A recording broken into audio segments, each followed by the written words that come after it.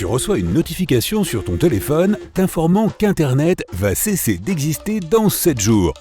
Tu jettes ton gadget de côté et continues à regarder la télévision.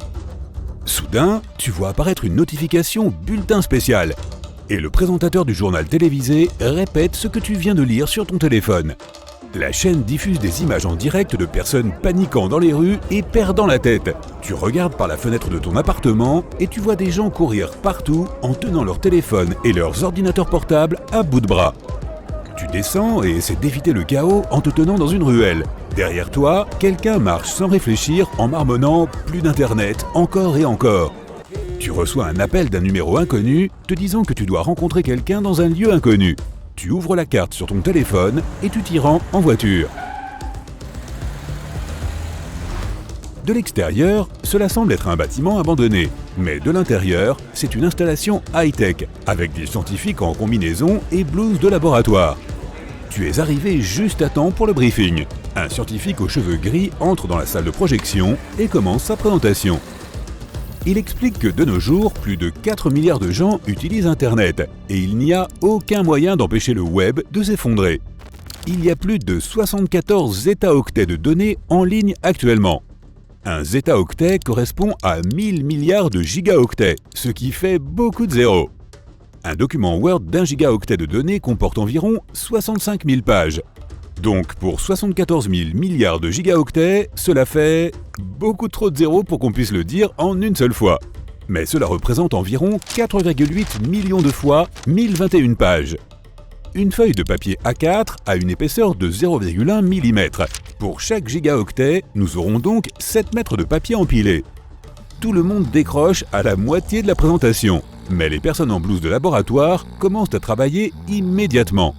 Tu es chargé d'aider à imprimer Internet. Tu prends ta place dans la chaîne de montage avec une centaine d'autres personnes. C'est ton premier jour et tu manipules une presse à imprimer. Le complexe entier est rempli d'imprimantes. Les gens vont et viennent constamment apportant du papier depuis des camions. Tu commences par imprimer tout ce qui concerne la santé. Puis tu passes à d'autres documents cruciaux. Tu n'as pas le temps de lire quoi que ce soit. Tu dois aussi t'assurer qu'un document compte environ 8000 mots. Tu travailles du matin au soir. Puis, l'équipe de nuit prend le relais. Tu n'as droit qu'à une pause déjeuner, à un total de 20 minutes d'étirement et à un passage aux toilettes. Tout le monde travaille de façon mécanique. Le journal télévisé en arrière-plan montre des pays du monde entier qui font leur part du travail. À l'autre bout du complexe, d'autres équipes téléchargent des vidéos et des fichiers audio. Après la fin de ton service, le personnel de nuit prend le relais. Tu pointes et tu rentres chez toi. Tu réalises que pendant cette journée, toutes les équipes du monde entier n'ont pas couvert plus de 1% des informations. Te sentant démotivé, tu regardes autour de toi. Il a été interdit de créer du nouveau contenu, sauf en cas d'extrême urgence. Chaque journée supplémentaire peut produire tellement d'informations qu'on n'aura pas le temps de les télécharger. Tu es de retour à la chaîne de montage. Tu n'as pas bien dormi la nuit dernière et tu n'arrives pas à te concentrer. Les autres employés autour de toi n'ont pas bien dormi non plus. Juste avant le déjeuner, certaines personnes s'évanouissent à leur poste de travail et se font soigner immédiatement.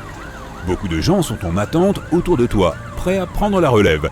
Tu imprimes le reste des documents les plus importants, puis tu passes aux données de deuxième niveau, comme les articles, les blogs, etc. Ton service a été prolongé de 2 heures supplémentaires. Tu rentres chez toi épuisé et absolument pas préparé à attaquer la journée du lendemain. Tu arrives au travail et découvres un tout nouveau complexe construit juste à côté. Ils l'ont apparemment érigé en une nuit. Tu as été affecté au nouveau bâtiment. Ta tâche consiste à imprimer encore plus d'articles sur papier. Ton service a été prolongé d'1 heure supplémentaire. Toi et tous les autres êtes trop fatigués pour faire quoi que ce soit et vous pouvez à peine garder les yeux ouverts. Il ne reste que quelques jours, mais seulement 15% de l'Internet a été imprimé. Ils sont en train d'installer un autre bâtiment avec encore plus d'imprimantes. La nuit approche et tu travailles toujours. Finalement, l'équipe de nuit arrive et prend la relève. Mais on ne te laisse pas partir. On te dit de passer la nuit dans une salle communautaire. Ainsi, tu peux gagner du temps en évitant de faire la navette entre ton domicile et le travail. On t'escorte jusqu'à la salle que tu vas partager avec une centaine d'autres personnes. Tu essaies de dormir, mais tu n'y arrives pas. Tu te retournes et te retournes, mais tes yeux restent grands ouverts. Une cloche te réveille. C'est l'heure d'un rapide petit déjeuner. Une par une, les personnes de l'équipe de nuit se dirigent vers leur salle communautaire. 20 minutes plus tard, tu es de retour à la chaîne de montage. Alors qu'il ne reste que 3 jours, ils te poussent encore plus. Tu regardes dehors et tu vois qu'encore plus de bâtiments sont sortis de nulle part.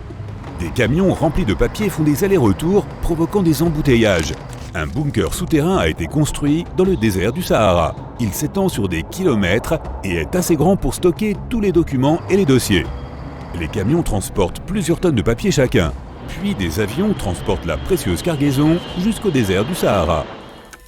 De plus en plus de personnes craquent et commencent à s'endormir debout. La production ralentit et une cloche d'urgence sonne pour que d'autres personnes puissent prendre le relais. Mais il n'y a pas assez de personnel. De nombreuses personnes improvisent et font plusieurs tâches à la fois. Le système est hors de contrôle.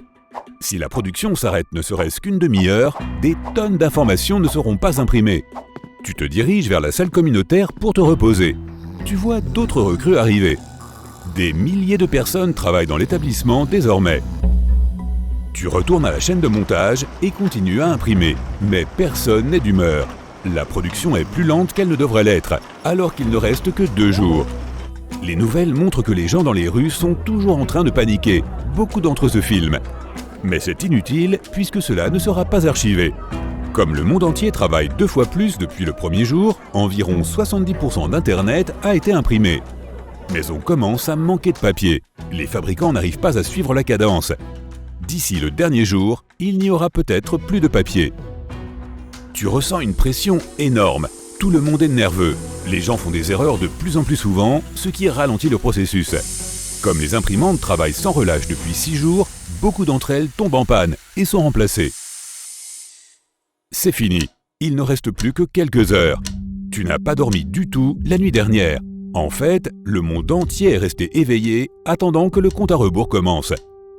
Toutes les choses importantes ont été imprimées. Il ne reste plus que des choses plus triviales. Mais même celles-ci ne doivent pas être perdues. Tout le monde, y compris l'équipe de nuit, met les bouchées doubles. Les entreprises de production de papier ont trouvé un moyen d'en produire davantage juste à temps. Tes yeux se ferment, ton corps est faible. La seule chose dont tu as envie, c'est ton lit. Tu as faim et ta tête est lourde. Les équipes vidéo et audio ont officiellement fini de télécharger et de sauvegarder tout le contenu. Seuls quelques pays impriment encore des informations. Tu cliques mécaniquement sur « Imprimer », tu ajustes le nombre de mots et tu fixes les marges. Tu le fais depuis si longtemps que tu peux maintenant le faire les yeux fermés. Mais tu te secoues de temps en temps et tu essaies de te concentrer sur ton travail. Le monde entier se met à l'écoute pour la fin d'Internet. Seuls 0,5% des données ne sont pas encore imprimées, mais on est à quelques minutes de l'arrêt d'Internet. 3, 2, 1 et Internet n'existe officiellement plus. Au lieu de provoquer le chaos partout, les gens se contentent de rester tranquillement dans les rues. Ils semblent avoir accepté la situation. Les téléphones ne sont plus utilisés que pour appeler, envoyer des SMS et faire des choses basiques. Si quelqu'un veut des informations, il se rend dans une bibliothèque ou une librairie. Au cours des 7 premiers jours, l'économie mondiale s'effondre. Les entreprises doivent trouver des moyens de travailler sans Internet. Le système bancaire s'effondre aussi, puisque tout le monde a retiré son argent de ses comptes. Plus de nouvelles ni de hashtags sur les réseaux sociaux, c'est probablement le moment le plus mémorable de l'histoire. Tu expires et tu rentres chez toi, en ce premier jour du monde sans Internet.